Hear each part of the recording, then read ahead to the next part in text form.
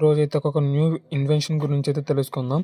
అదేంటి అంటే గనక బ్రీత్ అనలైజర్ అనమాట. మన పోలీసులు ఆల్కహాల్ తాగిన వాళ్ళ మీద టెస్ట్ చేస్తారు కదా! అది బ్రీత్ అనలైజర్. అది ఎలా వర్క్ అవుతుందయితే గనక ఈ వీడియోలో అయితే తెలుసుకుందాము. అది ఎలా వర్క్ అవుతుంది అంటే గనక ఇదొక స్మాల్ డివైస్ అనమాట. దీంట్లోకి మనం బ్రీత్ అనేది ఊదినప్పుడైతే గనక అదైతే చెక్ చేస్తది.